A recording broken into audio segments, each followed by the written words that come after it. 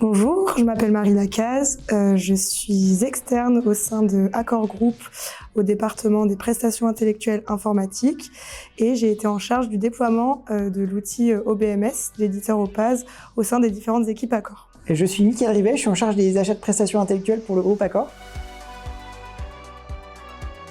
Avant le déploiement d'OBMS au sein des différentes équipes, nous avions un référencement monolithique chez Accor, c'est-à-dire qu'on avait un panel de fournisseurs pour toutes les équipes et les managers venaient un petit peu piocher en fonction de leurs besoins dans ce panel-là, sans forcément mettre en concurrence les fournisseurs. En 2023, j'ai initié avec mon équipe un projet de digitalisation du sourcing des prestations intellectuelles informatiques. Donc on a lancé un appel d'offres, à l'issue duquel on a sélectionné la solution Opaz pour digitaliser notre sourcing des prestations intellectuelles.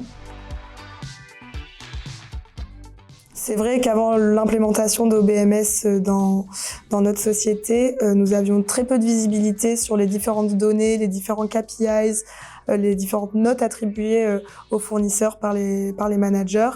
Et grâce à OBMS, aujourd'hui, on a une vision beaucoup plus globale et beaucoup plus précise sur ces différents indicateurs. Ça a également permis de faire ce qu'on appelle un référencement dynamique et donc de solliciter nos fournisseurs afin de pouvoir renseigner des prix sur les profils de la grille Accor et d'avoir une transparence et une visibilité sur ce qui est pratiqué par nos autres fournisseurs afin de pouvoir se repositionner en 3 tours différents et de connaître leur positionnement par rapport à leurs concurrents.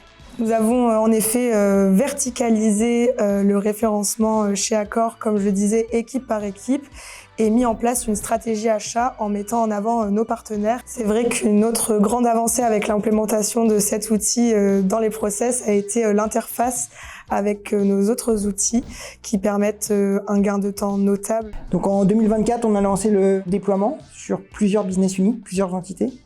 Pour info, chez Accor, ça représente à peu près 600 consultants en mission, en permanence. Donc l'idée était d'embarquer l'existant dans l'outil et après de faire le training et le change management pour que les opérationnels puissent lancer leurs futurs appels d'offres dans la plateforme et ainsi digitaliser complètement le processus. Et avec mes équipes, on a un meilleur contrôle sur le respect du référencement, de l'application des TJ pour être beaucoup plus pertinent sur nos actions de négociation avec nos partenaires.